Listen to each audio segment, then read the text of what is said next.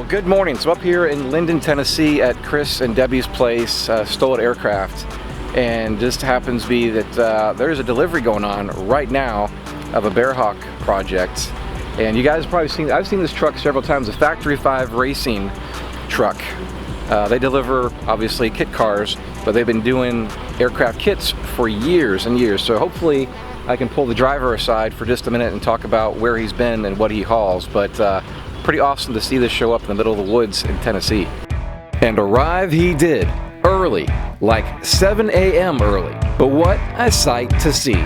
Christmas just arrived for STOL-IT-AIRCRAFT and a new build about to begin.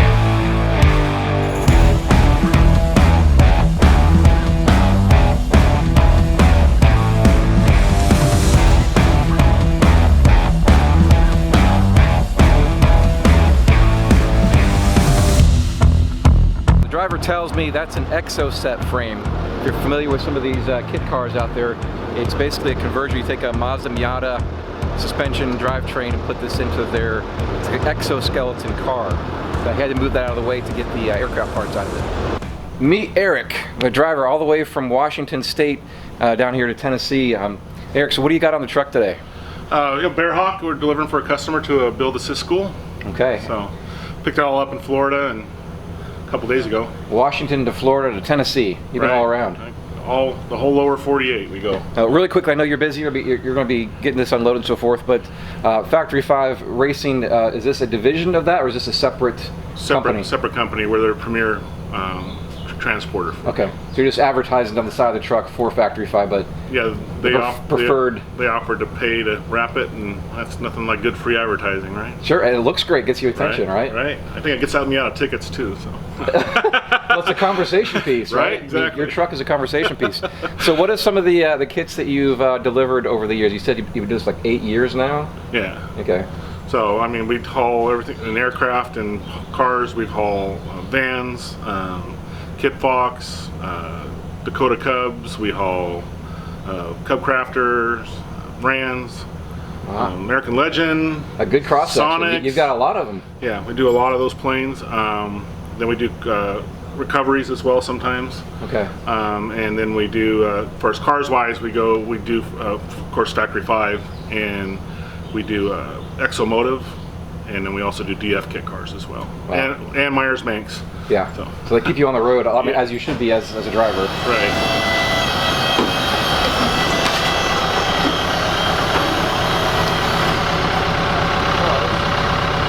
Well, this rig is like truly set up to haul heavy stuff, and I've never seen personally. I've been around a lot of LTL and other dedicated trucks, but you've got.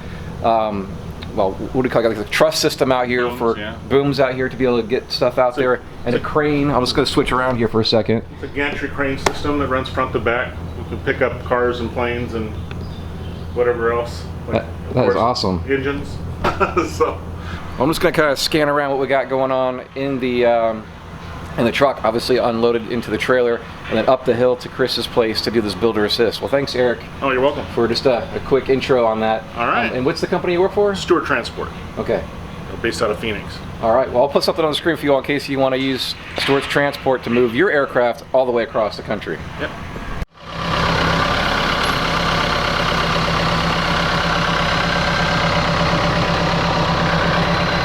Tip tail didn't go off.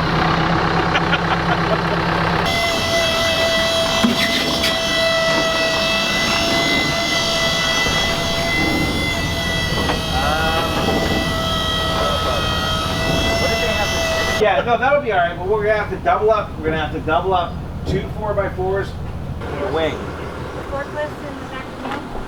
So up here in Linden, Tennessee, Kris, which you know Kris by now. Guys, we've been here many, many times, but there is still things happening here, moving and grooving. Kris has got this whole hangar nearly full of Bearhawk. He is now one of the official build-assist centers here. Still doing just aircraft. But there's a lot of growth here with Bearhawk and a new spray booth. So let's kind of give them a tour. But yeah, talk about the Bearhawk situation. So yeah, since the last video, we just had started doing some stuff with Bearhawk. We just kind of made a intuitive agreement with them to start doing their build assist stuff. Well, that's exploded. That went from literally 2 airplanes to about 9 now. So we are, yeah, we're in deep. We're having a lot of fun with it. Virgil and Kenzie are really fun to work with. They're trying to push this company forward. So it seems like a good partnership. And we're getting a lot of people reaching out that have started their kits and can't finish it, so our services are really kind of connecting with some people, and we're getting a lot of people in, so it's a good thing. Awesome. And you also visited the factory, and you flew, I think, every aircraft that they make when you were out there. Can you explain, talk about that for a second? Yeah, so we went out there because we just didn't know. I mean, we come from Just Aircraft. That's been our forte forever, and we always will be because we love Just Aircraft. But I wanted to make sure when we went out there, is it going to be a good fit for us? Because if you don't like what you fly, you can't really push it, right? You can't be passionate. You can't be passionate about it. So I went out there, got up with Virgil, and we did some flying, and I swear those airplanes are so versatile. The low envelope, the very slow envelope, and the fast envelope. You know, anywhere from stall speeds down into the 20s to, you know, their Bearhawk 5, the new one they just built was like 175 mile an hour airplane. I mean, that's a fast airplane. That's RV-10 speeds. That's an envelope. That's an envelope. So that's huge, yeah. Well, let's walk around here and talk about each individual, what the 4 or the 5 going on here, and then we'll go to the other building. Okay.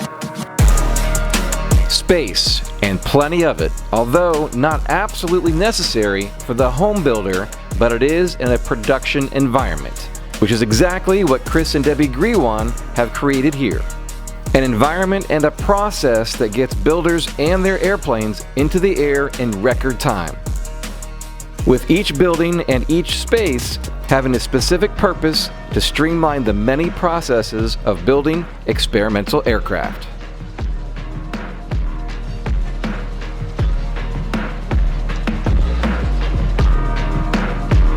All right, Kris, so walk us through what we got going on over here in your full lineup of Bearhawks. So we have Bearhawk 5 that just came in. This one's going to be getting started on.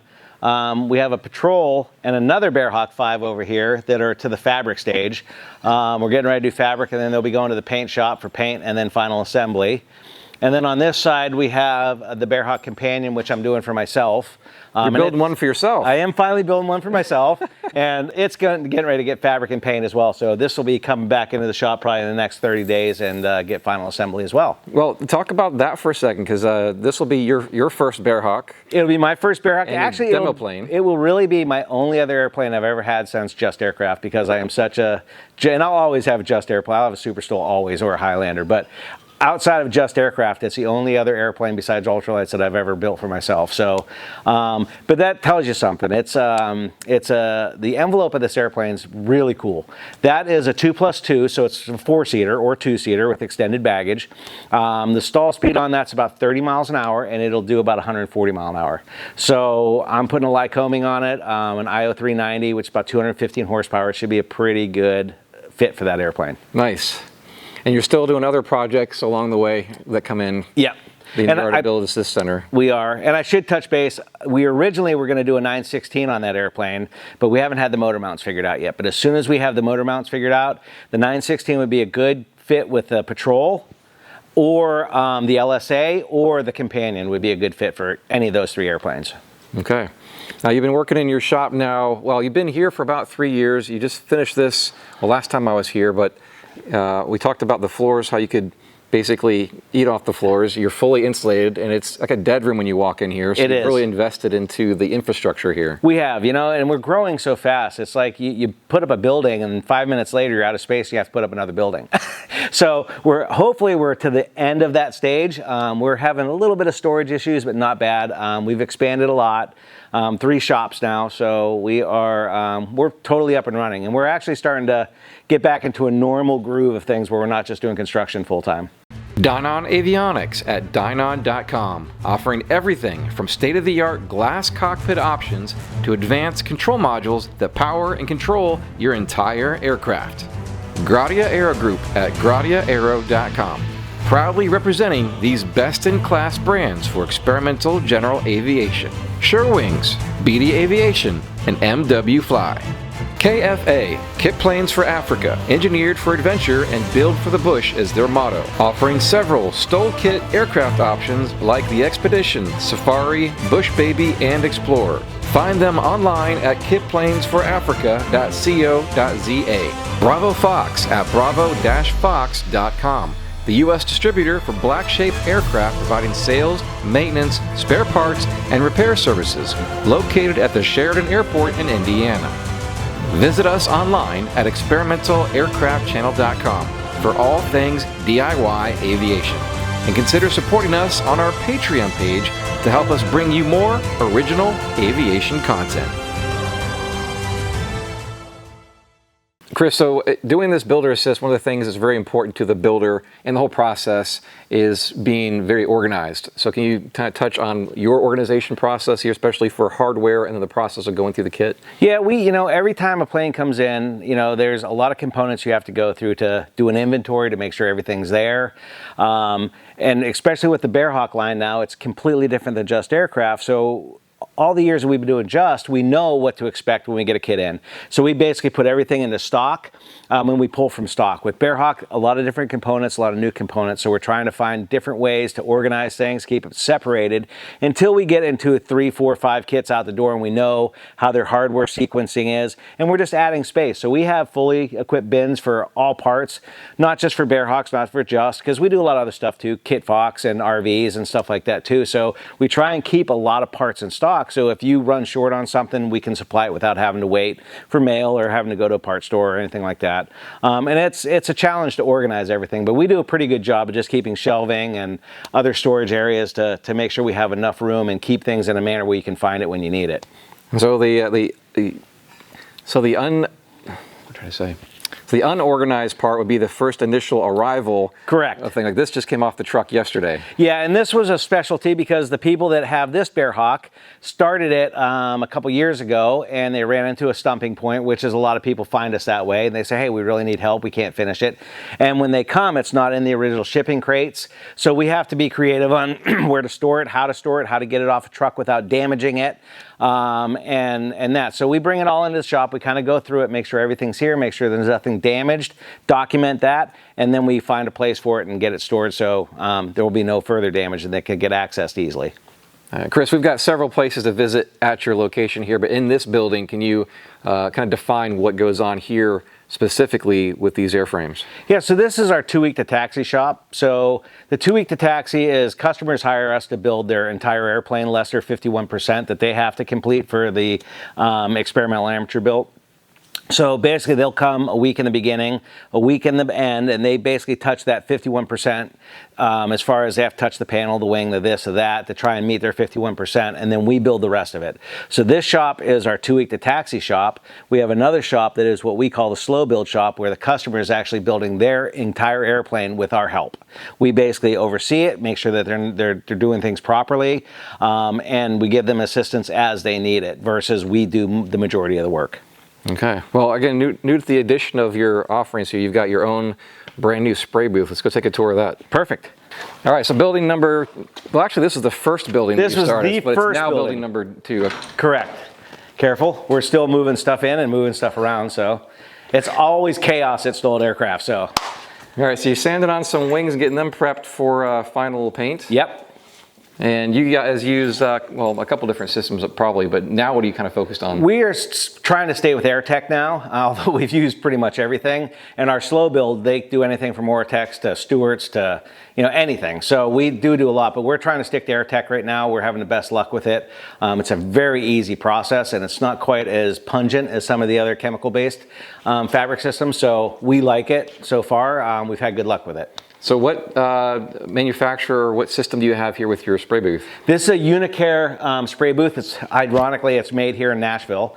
I found this spray booth in Jackson, which is about 2 hours from here. We found it used, a forklift company had it. They used it like 3 times. Looks brand new. So it was brand new. Basically, they had never really used it. So we tore it down, brought it over here and stored it for a year, and now we just got it put up and got it running, and it's a godsend, I tell you. We can really get a lot of work done in it. It smells like a new car in here, Kris. It does. We're trying some new stuff. This paint booth, paint booths are a lot of maintenance. So we decided to try a couple of things. The paint and peel peel and paint booth system. So it's basically like a real thick latex paint you spray on your paint booth. You can spray it on in 4 coats, and then at the end of the year, instead of having to power wash and scrub all the overspray off, you basically take it and you peel it off in one big sheet, and then you spray a new coat on and you're ready for the next year. So maintenance there is pretty good. Wow. And then we're trying this new floor mat system that they say, you know, most paint booths you have to spray down with water constantly every time you spray. This recommends you do not put water down, and this mat attracts the dust and captures the dust so it doesn't get into your product. So we'll see how it works. We're trying it. If we don't like it, we'll take it out, but if it works, we'll probably just keep doing that and replace it once a year. So what is the project you got going on here right now? This is a Super STOL XL. We're just getting ready to start paint on it. It's going to have a 916. Of course, Dynon, because we're a Dynon dealer. I love Dynon, so we'll have full Dynon glass panel in it. This will be my next plane for probably a short term. You know, we keep them for a few months and then flip them. And then I'll be building another Super STOL for myself, a standard Super STOL with extended range tanks. Kris had some Taco Bell. So Kris, over in the third hangar, what goes on at this shop? So this is our slow build shop where customers are building their own aircraft under our supervision, basically. Okay, and we got 1, 2, 3, 4 now. 4, yeah, we have 4. So we have a Super STOL, we have a Bearhawk 4, a Bearhawk 5, and another Bearhawk 4. Awesome. So as a long haul build assist, I mean, obviously people come in different stages, I assume, but where would you walk them through on starting it in your perfect world? Yeah, so when we get a new kit, a lot of our customers, you know, oddly enough, a lot of our customers are already had started their airplane when they get here. So we have to kind of figure out where they were, just kind of oversee it to make sure that everything looks good, and then get them started on a fresh foot and keep them pushed forward so they don't hit any stall spots. If we get them in brand new, of course, it's just a matter of getting the thing off the truck, doing some inventory, making sure you have all the components that were supposed to come with the kit. If you don't, most of these companies have a 30-day policy, some have a 60-day policy. You have to notify them if you're missing parts so they can get that stuff out to you. And then of course we just get them on rotisseries or on tables and have them just start the build process, which usually starts with like flooring and, you know, fitting small parts and then getting into the more complicated stuff as you go. Okay, and as far as the space here, obviously you've got one of these turned over just to be able to get some stuff in the door as deliveries happen, but what is approximately, like, how is it broken up for? I think we have them, I think it was like 16 feet on a wall space, 16 feet wide and about 20 feet deep. Okay. And of course there's some common area as well. And where most of the action is in the fuselage anyway, so that's what you're focusing on the majority of the time is the fuselage. Correct. And oddly enough, the 2 different types of planes that we're doing the most, the Bearhawk and Just Aircraft. Just Aircraft is a little bit more flexible because the wings fold. So you can actually put them on in your build space, fold the wings back, and still have it in your space. Where the Bearhawk don't fold, so when your wings are on, they're on. So generally, the Bearhawk, we won't put the wings on until it's at the airport. We take it for test flight, we'll put the wings on at the airport, do the final little bit of assembly there, and then do our phase 1 flight testing there, test flight and phase 1 flight testing. All right, so over in the build assist hangar, Kris, you actually happen to have a new start this weekend. You want to introduce them? We do. So we have Bob and Lauren from Florida. They just came up yesterday to join us, and they're just getting moved in. So we opened up the build space for them, and we kind of showed them where they could put their stuff and where they can hang all their parts and get an idea of their layout. And this is day 1 for them moving in. Awesome. I see you even brought your family along with you. Oh yeah. Security's not cheap. So tell us a little bit about how you got here. I understand you had started this project a couple years ago and obviously made some progress, but then you decided you needed some help. What brought you here? We started about 1 year ago and started chugging along and not getting a whole lot done, but wanted to just commit to doing it. And that's kind of what's offered here, I guess, is you get a chance just to get immersed in building and you're not bothered by everyday life and things that are going on at home. And so I think we're going to knock it out pretty fast, and Kris knows what's going on. It's really going to help us out. We're going to be bothering him every day. Awesome. Every day. That's what we do. So which model did you choose, and what kind of options are in it? We picked the 4-place because we needed the cargo for the pups. You need cargo space, huh? And neither of us are small. We're both big people. And so we needed space for us too. Okay. Yeah, and we want a daily driver. You know, we're not looking at doing a fast mover. We want to have a steady eddy and go see some places and enjoy ourselves. So what are some of those places? Obviously, the mission drives a lot of this aircraft building. So what do you plan to use it for? Probably going to fly up where it's colder in the summer, yeah, and further south in the winter. But we've been to the Bahamas, and we got a place that we go down there in Georgetown, Exuma, and we're 120 miles from Key West because we're from Fort Myers, Florida. Yeah. So a lot of easy small trips, a lot of $100 hamburgers with our friends, and part of the EAA chapter in Fort Myers, EAA 66. So we do a lot of fun stuff. So the Bearhawk is a bit of a Swiss Army knife of an aircraft. What other aircraft have you each flown in before this, making the decision to get into the Bearhawk? Before this one, I built a Vans RV9. Loved it. A little too small for the family now, but had a good time building it. It took me a while to build it. The kids were young. Busy with 2 jobs and working at the fire department. Now I'm retired. Lauren's retired, so this is our project. All right, Kris, I'm moving over to your main event hangar here. That's right. How big is this, by the way? This is 80 by 100. 80 by 100, yep. Fully insulated, yep. Fully air conditioned and heat. If I can zoom into your hangy things up there. 20 foot at the peak. So we got some elevation in here. So, in case we ever want to put in a second floor. So you've been moving and grooving, and I've said many times, Kris does not let any grass grow under his feet. You've accomplished a lot in a short amount of time. But what has been the driving force? Like, what is the master plan? Why are you here?